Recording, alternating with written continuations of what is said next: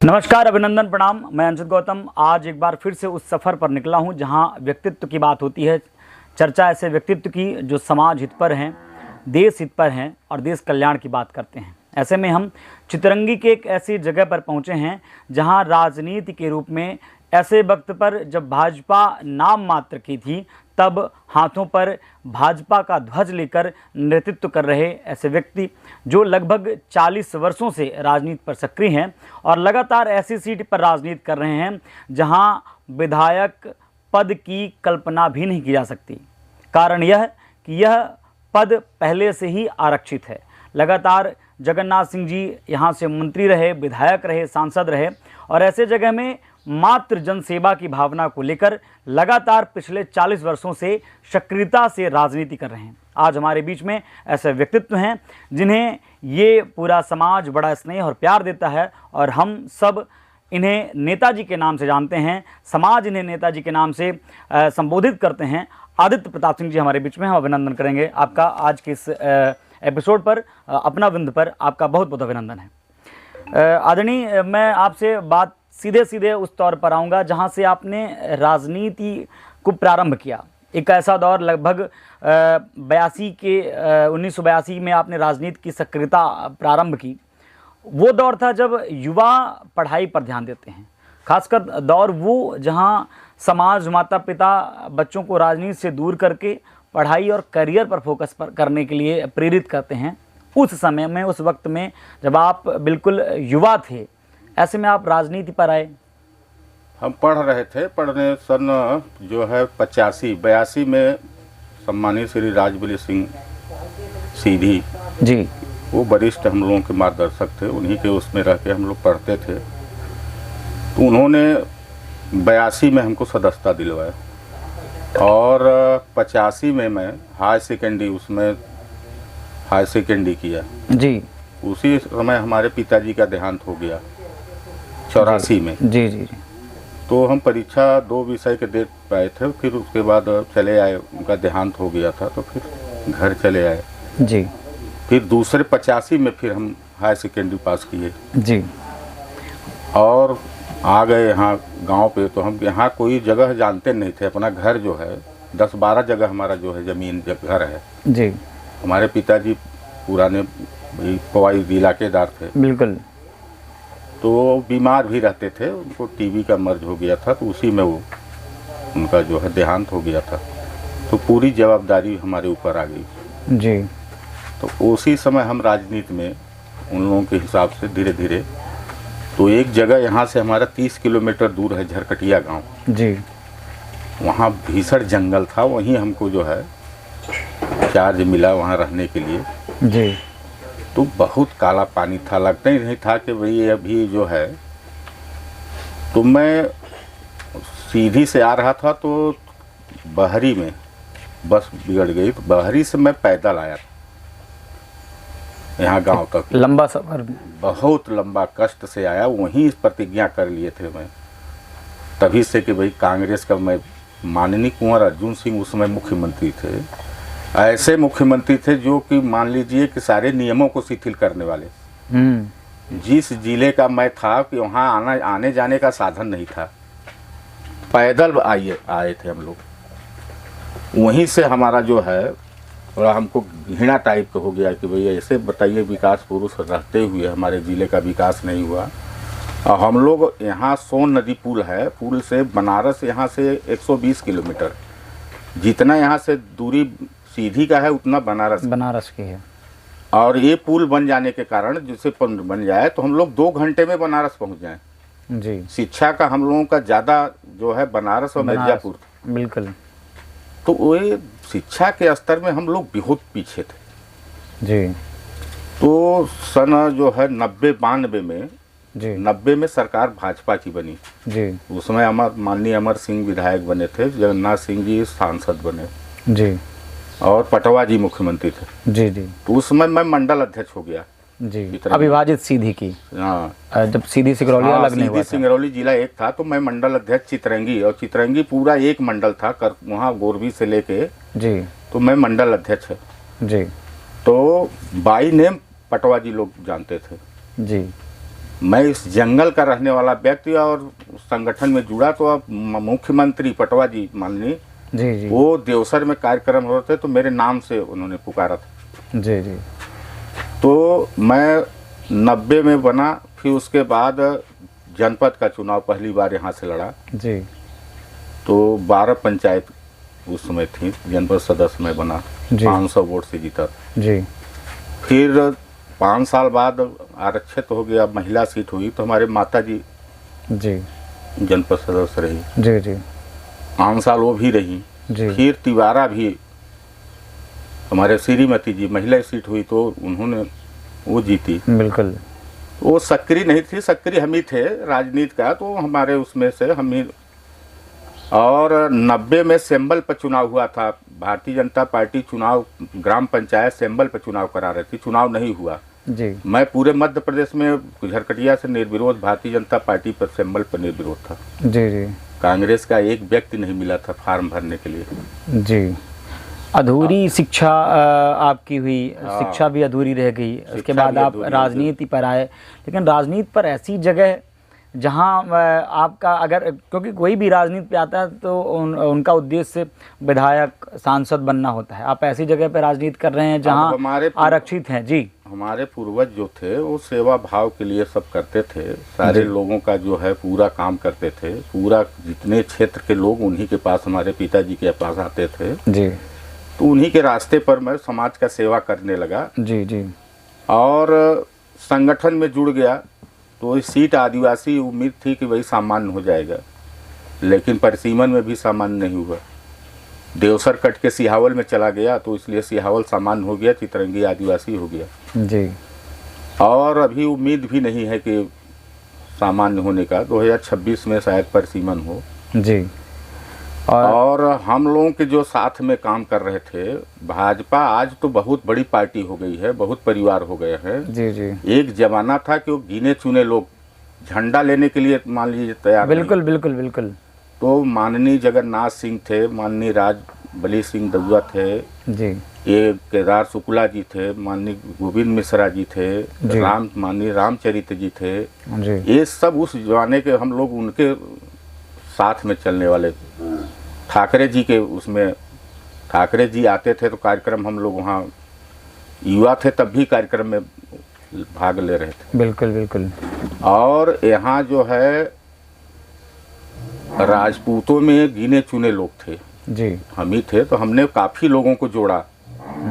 हमारे राजा साहब कांत देव सिंह जी बाद में आए, वो जी जी उसके पहले अच्छा, आपके बाद राजा साहब का आगमन बाद हुआ। में आए, वो हम लोगों के एक साथी में हैं। हम्म। उन्होंने काफ़ी साथ में रहते हैं, हम लोगों का सहयोग, हम लोग काफ़ी सहयोग करते हैं। इसमें प्रदेश के उपाध्यक्ष हैं।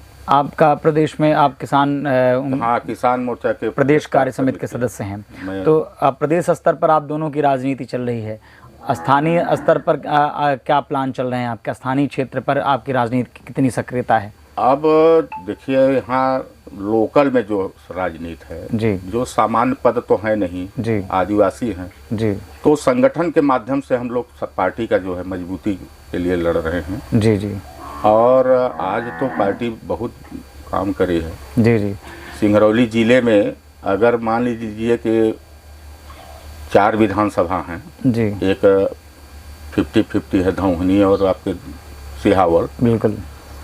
लेकिन अब सिहावल में भी अब की बार माननीय विश्वामित्र पाठक जी को मिला है टिकट। एक बार हराए थे विश्वामित्र जी, अब की बार भी उम्मीद है कि विश्वामित्र चुनाव जीतेंगे। जी, सीधी सिकरौली दोनों की राजनीति से आप बिल्कुल वाकिफ होते हैं और निश्चित ही आपके हस्तक्षेप भी होते हैं क्योंकि आप प्रदेश कार्य समिति के सदस्य हैं। सीधी में सांसद जी को टिकट दिया गया है, जो वर्तमान विधायक हैं उनका टिकट कटा है, तो ये आप प्रदेश स्तर पर नेतृत्व करते हैं, तो ऐसे में क्या प्रदेश सरकार सीटों को लेकर डरी हुई है और मंत्रियों को, सांसदों को टिप्पणी न करेंगे? जी, जी, आप इस पर उलझा रहे हैं। इस पर हम ज़्यादा कुछ न कहते हुए भाई नेतृत्व पर जो है जी केंद्रीय और जो है राज्य नेतृत्व जो है निर्णय लिया है, सोच समझ के जो निर्णय लिया होंगे। पारिवारिक पृष्ठभूमि पर बात करें अगर हम कि आपके पिताजी राजनीति पर सक्रिय थे कि नहीं थे? नहीं, राजनीति में वो नहीं थे। तो वो पिता समाज सेवक थे लेकिन राजनीति में नहीं थे। राजनीति पर आपके आने पर पारिवारिक कितना सहयोग मिला? भरपूर सहयोग परिवार को मिला। पिताजी राजनीति से ताल्लुकात नहीं रखते थे, फिर भी किस तरह से सहयोग करते थे? हमने काफ़ी लोगों को, जैसा है कि ना समाज में काफ़ी लोगों का सेवा किया।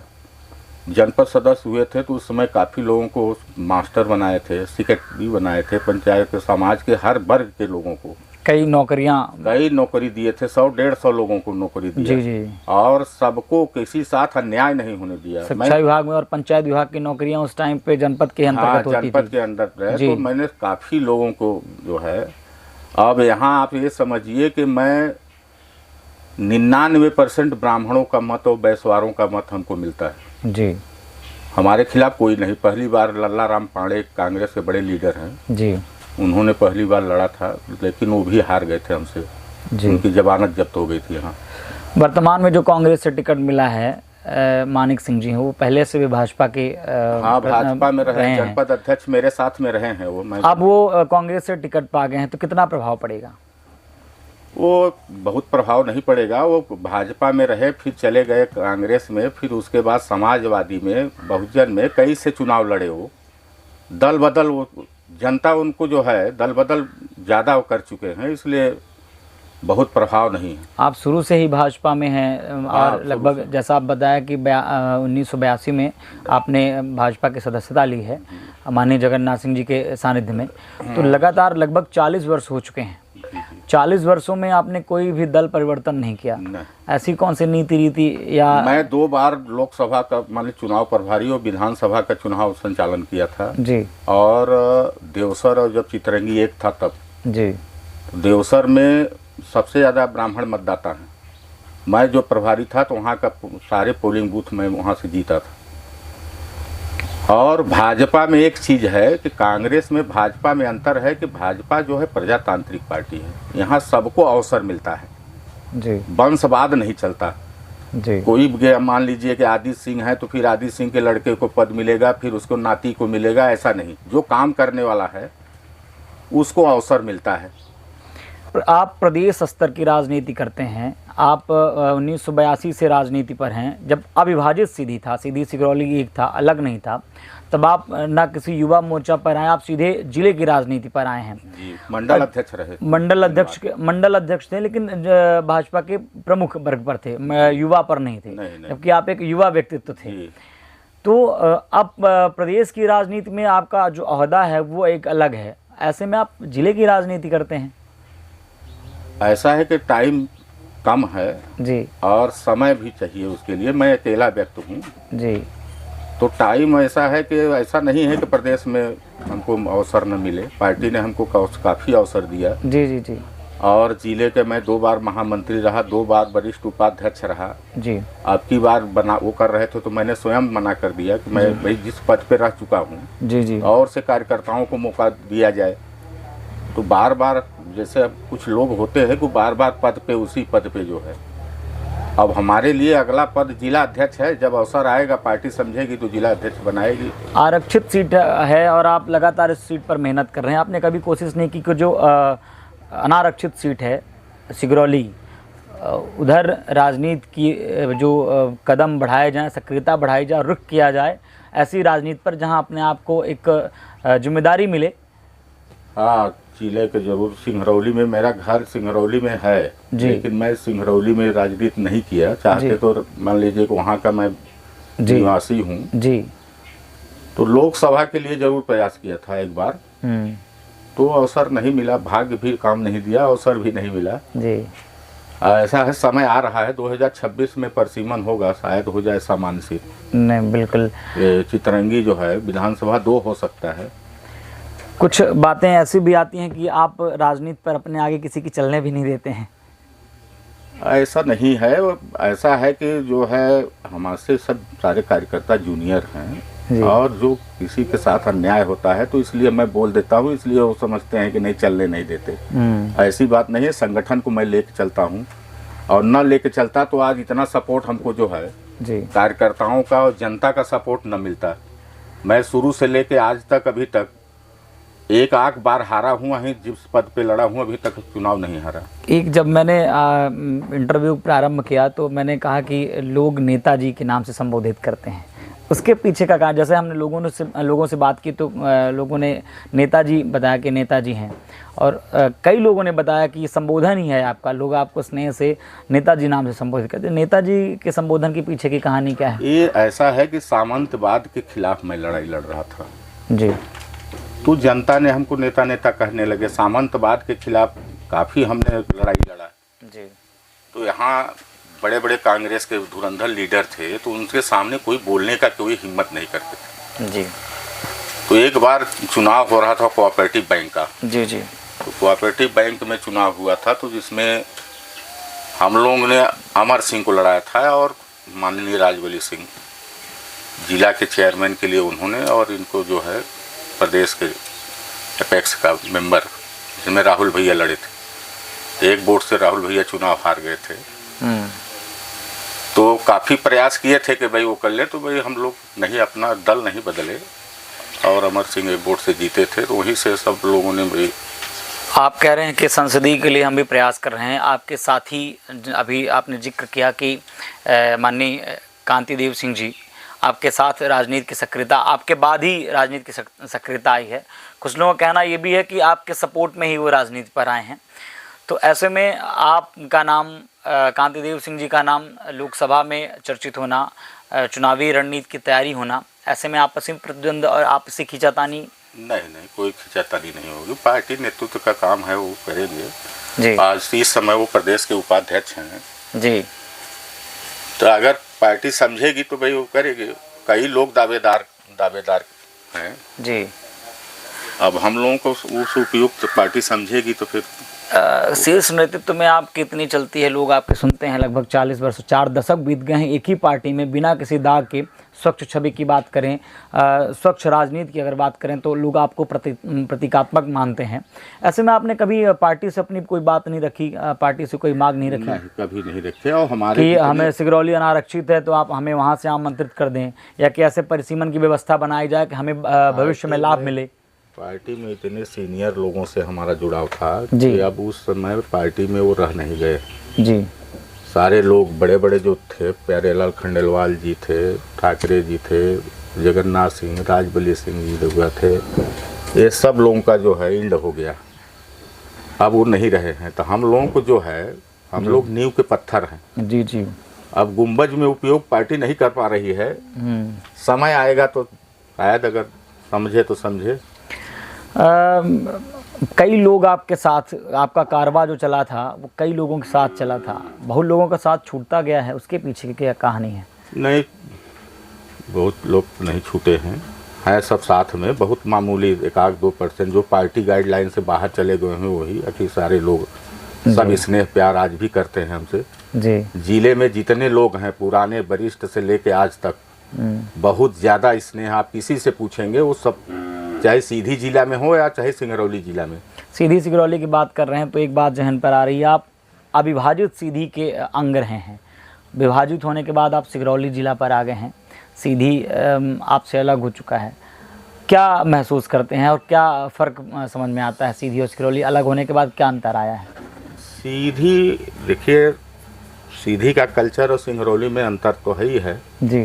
सीधी से हम लोगों का बहुत पहले से जन्म से वही लगाव था जी, आज भी लगाव है जी। और सिंगरौली जो है, देखिए सिंगरौली चितरंगी से अलग जो आया है, वहाँ बहुत से बाहर के लोग आ गए जी, तो जो कल्चर हो मिक्स हो गया है जी।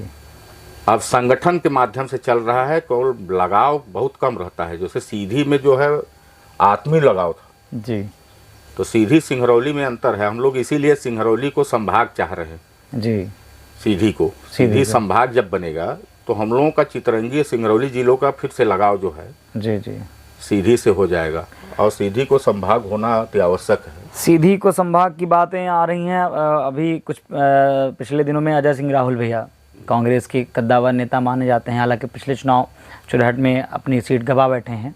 उन्होंने इस बार अपने बात में, अपने वचन पत्र में और अपने जो उद्बोधन में बार बार सीधी को संभाग बनाने की जो प्रक्रिया में सक्रियता दिखा रहे हैं, तो वो अपने मुद्दे पर ला लिए हैं सीधी को संभाग बनाने में। और ये मुद्दा कांग्रेस भाजपा मिलकर लड़ेगी या इसमें भी राजनीति का खेल होगा? नहीं, भाजपा पहले से, हम लोग पहले से चाह रहे हैं, सीधी को संभाग चाह रहे हैं जी। उनका मुद्दा होगा, वो लोग चाहे होते तब कब पे बना दिए होते। सिंगरौली जिला बना है तो हम कह रहे हैं भाजपा के उसमें बना है, माननीय शिवराज सिंह ने बनाया है। मऊगंज को जिला बनाए तो माननीय शिवराज सिंह ने, मैहर को बनाए तो भाजपा के गवर्नमेंट में जो विकास हुआ है भाजपा के गवर्नमेंट में हुआ है। मैं वो देखा हूँ यहाँ सिंहरसी, आप लमसरई जी, आज से लेके सीधी से 120 किलोमीटर दूर है, एक भी हाई सेकेंडरी हाई स्कूल नहीं था। केवल लमसरई में हाई सेकेंडरी था तो उसमें हमारे पूर्वजों की देन था। उसमें नियम था 10,000 रुपया जो सरकारी खजाने में जमा करेगा वहाँ हाई सेकेंडरी हो जाएगा। तो उस जमाने का हाई सेकेंडरी स्कूल लमसरई था। उसके पहले यहाँ से सीधी तक एक भी हाई सेकेंडरी नहीं था। माननीय जगन्नाथ सिंह ने शिक्षा जब मंत्री बने 6 महीने में, तो उन्होंने 20 हाई सेकेंडरी स्कूल और 40 तो हाई स्कूल एक बार चितरंगी को दिया। जो विकास अगर किए हैं तो माननीय जगन्नाथ सिंह और भाजपा ने विकास किया है। चितरंगी विधानसभा का बहुत ज़्यादा पिछड़ा, हम लोगों के इतना संपन्न इलाका कोई इलाका नहीं है। केवल शिक्षा से हम लोग मार खा गए जी। आने जाने का सुविधा नहीं और शिक्षा का कोई केंद्र नहीं। पिछले लगभग 15-20 वर्षों से 18 वर्ष हो चुके हैं भारतीय जनता पार्टी की सरकार को। इस बार जो बार बार आंकड़े आ रहे हैं, बार बार सर्वे आ रहे हैं, जो बार बार सर्वे किया जा रहे हैं आपकी टीम के द्वारा भी, भारतीय जनता पार्टी के द्वारा भी, आरएसएस के द्वारा भी, उसमें से निकल के आ रहा है कि कांग्रेस की सरकार आ रही है, भाजपा की सरकार जा रही है, सीटें घट रही हैं। तो अगर विकास की स्थिति ये है, विकास का स्तर ये है, तो सीटें घटने के पीछे का क्या कारण हो सकता है? अब वो आकलन कर रहे हैं, जो सर्वे कर रहे हैं। हम लोगों के सर्वे में भाजपा की सीट कम नहीं होगी, बढ़ेगी। अभी अगले बार आप लोगों ने स्वयं देखा है, इस जो है रीवा संभाग में भाजपा की 24 सीटें थी जी। 30 सीट में कांग्रेस कहाँ पाई है? कांग्रेस एक सीट और सीधी सिंगरौली जिले में एक माननीय कमलेश्वर पटेल जी जीते थे जी। राहुल भैया जो मार्क्स लीडर थे वो स्वयं हार गए। बिल्कुल। तो रीवा में एक भी सीट नहीं थी। सतने जिले में बस वही 2 सीट पाए थे कांग्रेस जी। बाकी कांग्रेस का कहाँ खाता नहीं खुला है, अब की बार भी नहीं खुलेगा। वो हवा में चल रहे हैं। अंदर वोट जो है, जो गरीब हरिजन आदिवासी मूल वोटर हैं वो भाजपा से जुड़ चुके हैं और भाजपा का जो विकास देख लिए हैं आज तक। भाई 2003 के पहले दृश्य देख लीजिए और आज देख लीजिए, आसमान पृथ्वी का अंतर है जी। माननीय दिग्विजय सिंह मुख्यमंत्री थे तो यहाँ रोड था ही नहीं, गड्ढा था। तो गड्ढों के राजा, उजालों के दुश्मन, तेरा मुस्कुराना गजब हो गया, शत्रुघ्न सिन्हा आए थे, इसी पर भाजपा की सरकार बन गई थी जी। तो आज तक उन लोगों ने कुछ किया ही नहीं। किए होते तो मान लीजिए कि आज ये स्थिति न होती जी। हम लोग उस जिले के व्यक्ति थे, सीधी जिला। आप मान लीजिए एनसीएल एनटीपीसी है, हमारे एक माइनिंग कॉलेज नहीं था। यहाँ के लड़के बच्चे एक भी वहाँ के उसमें लाभ नहीं ले पा रहे हैं। जमीन हमारी गई है जी। पूरा जो है सिंगरौली जिले में हमारे जिले के लोगों की जमीन जगह सब गया है। एक भी एनसीएल एनटीपीसी में नौकरी नहीं पाए हैं, इसलिए डिग्री नहीं थी जी। पढ़े नहीं थे भाई, कोई डिग्री जब विद्यालय नहीं। आज हम कह रहे हैं कि देख लीजिए वहाँ हवाई पट्टी हो गया, engineering college, medical college, Chitrangi में कॉलेज हो गया है। तो ये भाजपा की देन है। अभी तक एक भी कॉलेज नहीं थे। बिल्कुल। विकास ऐसा नहीं है, विकास 100 नदी का पुल बना है भाजपा के राज्य में। यहाँ बॉर्डर पे यूपी में अभी 2-4 महीने के बाद पुल बन जाएगा। हम लोगों के बनारस जाने में, आप भी आएंगे सीधी से तो डायरेक्ट इधर से जाएंगे बनारस। आप अपने विधानसभा में ज़्यादा सक्रिय हैं और एक आरक्षित सीट पर सक्रिय हैं। यहाँ के विकास की स्थिति क्या है और इस बार कितना प्रभावशील रहेगा ये क्षेत्र? यहाँ ऐसा कोई जगह नहीं है कि 3 किलोमीटर पे प्राथमिक पाठशाला और 8 किलोमीटर पे 5 किलोमीटर पे माध्यमिक शाला और 8 किलोमीटर 10 किलोमीटर के अंदर हाई स्कूल हाई सेकेंडरी न हो पूरे चितरंगी विधानसभा में। और रोड का ऐसा कहीं है नहीं है बचा है कि जहाँ रोड न बन पाई हो। हर जगह सबसे प्रतिबंधित क्षेत्र था कोरावल बेल्ट, सोन नदी के उस पार। बिल्कुल।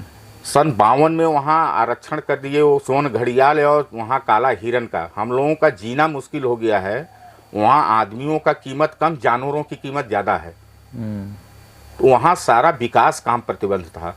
तो गवर्नमेंट, भाजपा के गवर्नमेंट में वहाँ 2 अरब रुपया खर्चा हुआ है। कहीं भी रोड रास्ता आप कहीं भी जाएंगे, आपकी गाड़ी आई है, कहीं भी नहीं रुक सकती, हर जगह आप निश्चित जा सकते हैं। ये विकास हुआ है। 2003 के बाद किसी के घर में आप जा रहे थे तो महिलाओं को बुलाते थे तो घर के बाहर कोई नहीं आती थी जी। आज स्व सहायता के माध्यम से हर महिलाओं को देख लीजिए कि बैंक में आप जाएंगे तो 75% महिला दिखाई देंगी, पुरुष कम दिखाई देंगे। इतनी जागरूकता आई है। शिक्षा के क्षेत्र में भी आया। हम लोग जब शिक्षा कर्मी की नियुक्ति कर रहे थे तो हरिजन आदिवासी के सीट खाली रह जाती थी, महिलाओं का तो 1% नहीं, टोटल खाली। आज उनमें भी कंपटीशन हो गया है। अगर एक पद निकला तो 500 हरिजन आदिवासी महिला फार्म भरती हैं। शिक्षा का स्तर जो है, विकास का स्तर इतना बढ़ा हुआ है। बिल्कुल, ये बात बिल्कुल हम भी इस बात से समर्थित हैं। हम अपने साथियों से आपके यहाँ आते समय ये बात कर रहे थे कि डर लग रहा था कहीं गाड़ी में ये ना दिक्कत हो कि गाड़ी अंदर तक जाएगी कि नहीं जाएगी वहाँ तक। लेकिन ये बेहतर अनुभव रहा कि गाड़ियाँ बेहतर और हर जगह रोड की व्यवस्था थी।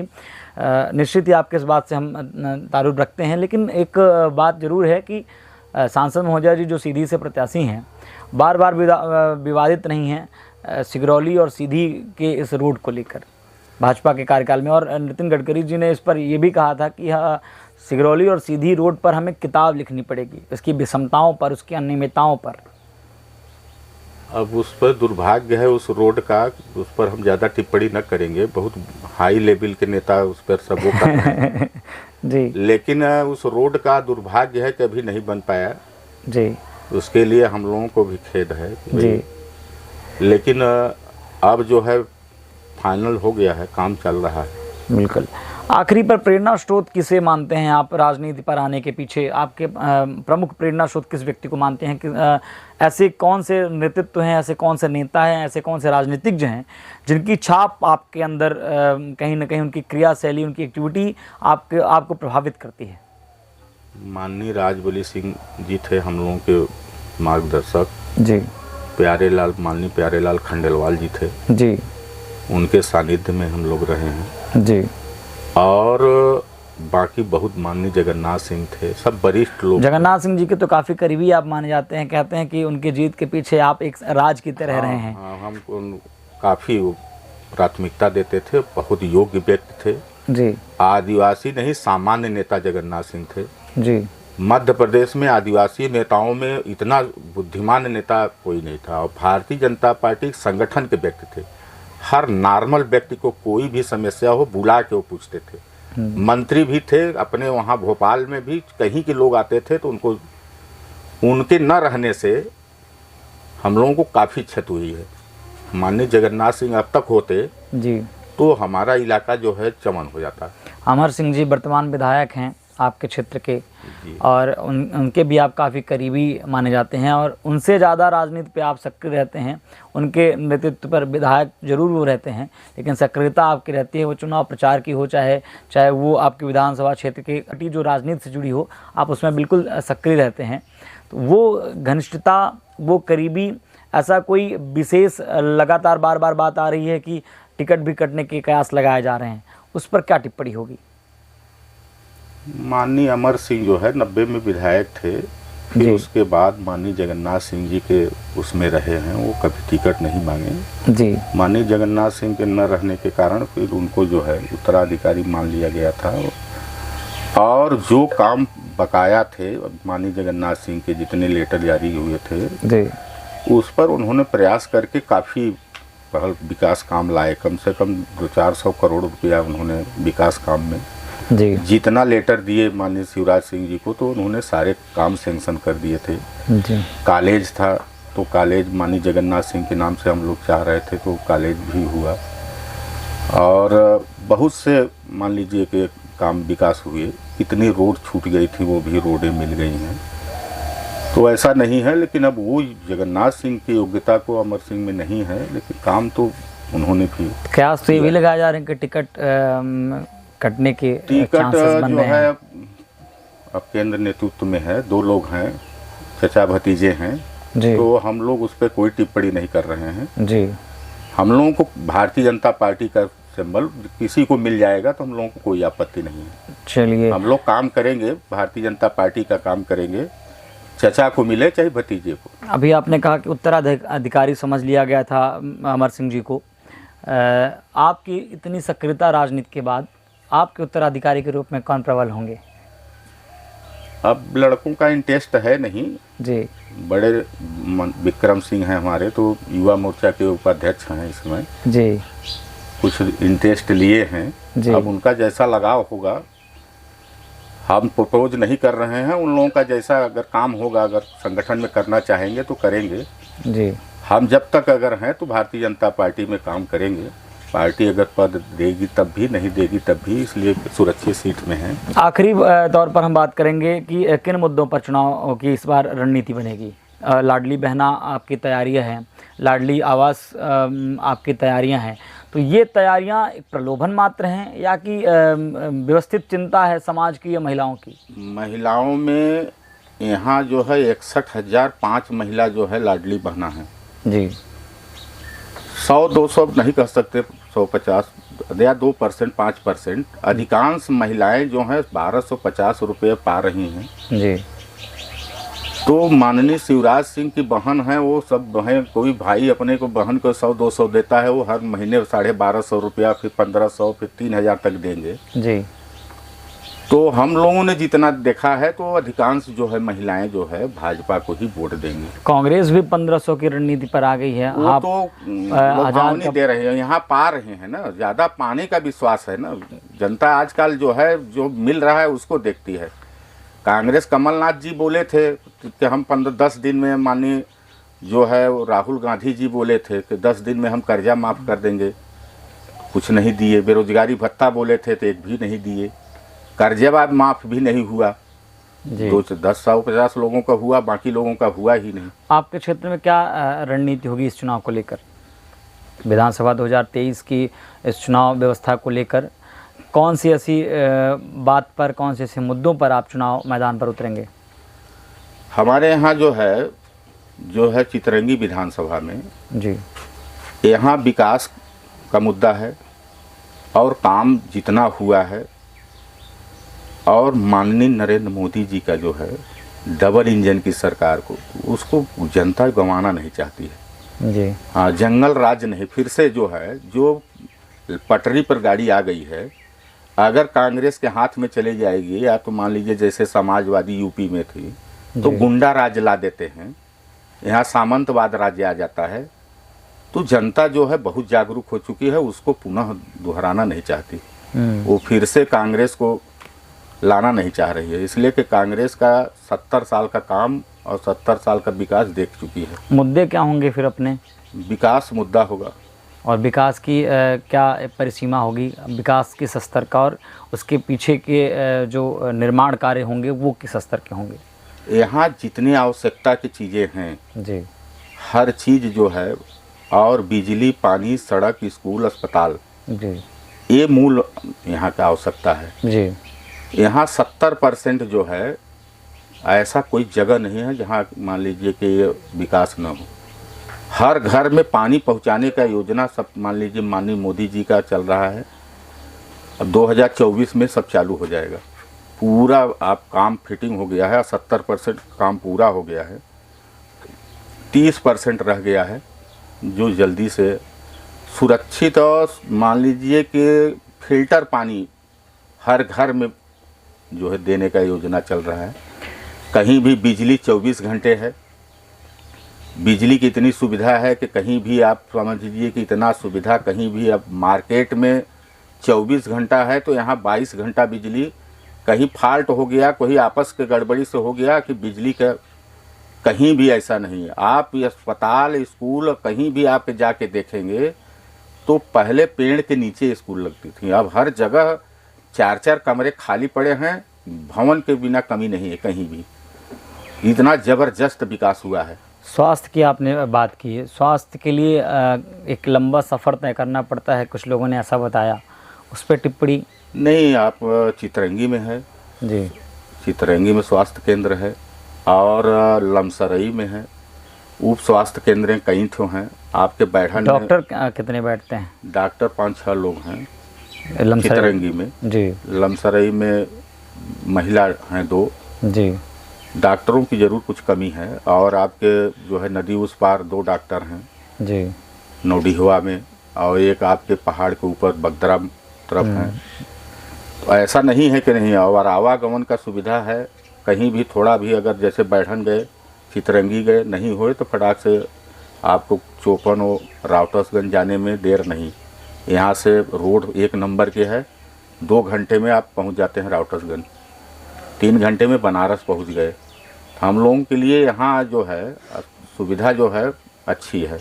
यूपी में योगी की सरकार आ गई है, वहाँ और काफ़ी कोई पूछना ही नहीं है कि भाई योगी ने जो कर दिया है वो पूरे हिंदुस्तान में अभी कोई करने वाला नहीं। शांति ला दिए हैं जी। वहाँ आप कहीं भी घूमिए, कोई बोलने वाला नहीं है। एक समय जमाना था कि आप निकल नहीं सकते थे, दिन दहाड़े गोली चलती थी। आज वहाँ इतनी शांति है कि आप दोबारा यूपी में दोबारा सरकार बनना आप अपने आप को आप समझ लीजिए। फिर भी सवाल बार बार उठते रहते हैं कि यूपी में का बा, एमपी में का बा। हाँ, सवाल तो फिर भी उठते रहते हैं। सवाल उठाने वाले विपक्ष वाले हम कह रहे हैं कि कार्रवाई करेंगे, उनका बिना मुद्दा का सवाल है जी। हम कह रहे हैं कि आप जैसे राहुल गांधी और ये लोग सब कहते हैं कि नहीं कांग्रेस परिवर्तन, हम कह रहे हैं वहीं दिल्ली में और पंजाब में देख लीजिए, झाड़ू आ गई। कांग्रेस भी सरकार थी, कांग्रेस से सीधे झाड़ू ले गई।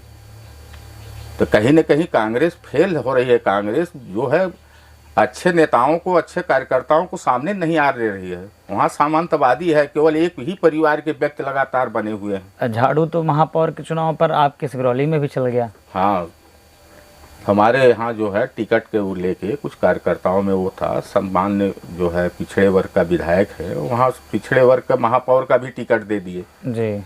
तो कार्यकर्ताओं ने थोड़ा सा आक्रोश में आके निर्णय गलत ले लिए वहाँ, इसलिए समाजवाद तो विधानसभा में ये झाड़ू का प्रभाव क्या रहेगा आम आदमी पार्टी में? विधानसभा नहीं, महापौरी जीत गई, बस हो गया। बस अब झाड़ू ओड़ू कहीं नहीं चलने वाली है। झाड़ू खत्म है, झाड़ू का कोई वर्चस्व नहीं है। थोड़ा बहुत हो गया, 2-4 हज़ार 2,000 3,000 वोट काट लें। अब आप खुद ही परिणाम देखेंगे, आप लोग मीडिया वाले हैं, आप खुद ही चारों तरफ घूम रहे हैं तो कितना प्रभाव होगा वो आप स्वयं जान जाएंगे, हमसे ज़्यादा बेहतर आप जानेंगे। अब एक इस एपिसोड के आखिरी तौर पर बात करेंगे। भारतीय जनता पार्टी ने अभी चौथी सूची जारी की, जिसमें लगातार अजय रहे नारायण त्रिपाठी जी मैहर से।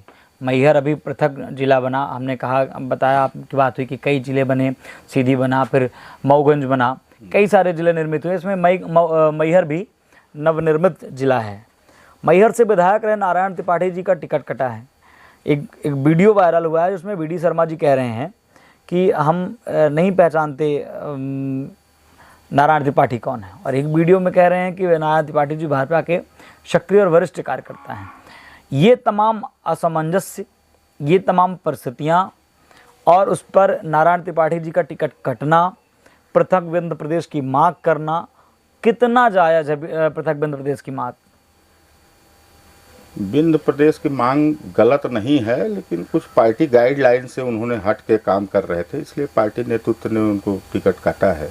तो उस पर हम ज़्यादा जानकारी न दे पाएंगे। वीडियो में तो जो मीडिया से चर्चा करते हुए उन्होंने बताया था कि हमारी बात शिवराज जी से लगभग 6 से 7 दिनों पहले हुई थी। कुछ दिवस के उन्होंने टाइम दिया था, बताया था कि भाई हमारी बात हुई थी। उन्होंने बोला था कि आप मुलाकात करिए, और नारायण त्रिपाठी जी का उसके प्रत्युत्तर में जवाब ये था कि आप जब टिकट वितरण कर देंगे और हमारी जगह में किसी और को नाम टिकट दे देंगे, उसके बाद हम मुलाकात करेंगे। और हमने मुलाकात की, उनको टिकट ना देने के लिए धन्यवाद ज्ञापित किया, क्योंकि मेरा विंध्य प्रदेश की मांग को लेकर हम सक्रिय हैं, और वो मांग अगर पूरी नहीं होती तो हम भाजपा के साथ नहीं रहेंगे। इस पर हमारा कोई टिप्पणी नहीं है, इसलिए कि वो प्रदेश नेतृत्व जो है उस पर निर्णय ले रहे हैं। लेकिन एक विचारक के रूप में, एक नेतृत्व के रूप में पृथक विंध्य प्रदेश, हाँ, विंध्य प्रदेश मांग गलत नहीं है जी। तो कोई ऐसी पहल, लेकिन कुछ चीज़ें भाई संगठन के विपरीत होगा, इसलिए पार्टी गाइडलाइन से बाहर होगा, तो निर्णय पार्टी ने लिया है। वो उस पर हमारा कोई टिप्पणी नहीं। आप सक्रिय नेतृत्व करते हैं विंध्य के और विभाजित सीधी में अब हैं, तो अब सिगरौली ज़िला में रह रहे हैं। दो अलग अलग एक ज़िला जो दो भागों में बट गया, सीधी अलग सिगरौली अलग। सीधी के विकास की गति अलग है, सिगरौली के विकास की गति अलग है। तो अटल बिहारी जी ने ही कहा था कि अगर देश का विकास करना है तो अलग अलग छोटे छोटे हिस्सों में बांट दिया जाए देश को, अलग अलग प्रदेश, छोटे छोटे ज़िले, छोटे छोटे संभाग, तो विकास की गति 4 गुनी हो जाएगी। तो विकास तो हुआ है। तो क्या उस पद्धति, उस संकल्प और उस संरचना को ध्यान में नहीं रख पा रही है भारतीय जनता पार्टी और विंध्य प्रदेश को लेकर सक्रियता नहीं दिखा पा रही है? जिला अलग होने से विकास तो हुआ है, विकास तो जबरदस्त हुआ है। सीधी सिंगरौली जिला अलग हुआ है तो हम मानते हैं कि 80 गुना विकास हुआ है जी। वही हम आपसे टिप्पणी किए थे कि एक हाई सेकेंडरी स्कूल था। आज आप कहीं भी जाएंगे तो ऐसा कहीं भी आपको नहीं दिखेगा कि जहाँ हाई सेकेंडरी हाई स्कूल की कमी हो। हमारे जो बच्चे हैं, यहाँ के जो बच्चे हैं, बाहर 10% जा रहे हैं। बच्चियाँ जो हैं जा पढ़ नहीं पाती थीं। आज कहीं भी आप विद्यालय में जाएंगे, हमारे हाई सेकेंडरी स्कूल काफ़ी प्रयास करके हमने यहाँ उसाही में कराया था। 600 साढ़े 600 बच्चे हैं जिसमें 500 बच्चियाँ हैं। और ये ना विद्यालय न होने के कारण हर भाई बस की बात नहीं थी। सारे लोगों को 2% 4% बड़े लोग पढ़ा लेते, बाकी बच्चियों को बस शहर में ले जाके कहाँ पढ़ा पाते। तो विकास तो हुआ है, इस पर कोई शक नहीं। विंध्य को भी पृथक होने के बाद विकास, जैसा आपने कहा कि 80% ज़्यादा हुआ है, तो पृथक प्रदेश होने के बाद भी विकास की गति बढ़ेगी, जाहिर सी बात है। उसमें होगा, आज नहीं होगा तो कल मान लीजिए विंध्य प्रदेश होना है, इसमें कोई शक नहीं है। और भाजपा ही विंध्य प्रदेश बनाएगी। चलिए, बहुत बहुत धन्यवाद। और ये आज हमारे साथ आप सभी के बीच जिनसे हमने परिचय कराया, मुखातिब करवाया, हालांकि किसी परिचय के मोहताज नहीं है, लगभग 4 दशक जिनके राजनीति में सक्रियता के रूप में हो गए हैं, प्रदेश के स्तर पर अपनी राजनीति करते हैं, लेकिन अपने क्षेत्र, अपने समाज, अपने प्रवर्ग और अपने विधानसभा पर हर वर्ग, हर सर्ववर्गहारा के दुखों के साथ लगातार और उनके हर परिस्थिति पर कदम मिलाकर चलने वाले आदरणीय आदित्य प्रताप सिंह जी आज हमारे बीच में, आप सभी के बीच अपनी बात उन्होंने रखी और समाज के अपने नज़रिए, अपने तरीके से आपने बताए। हम बहुत बहुत आभार प्रकट करते हैं, आपने हमारे चैनल को समय दिया और अपनी बात रखी। हम बहुत बहुत आभार, बहुत बहुत धन्यवाद। आपको बहुत बहुत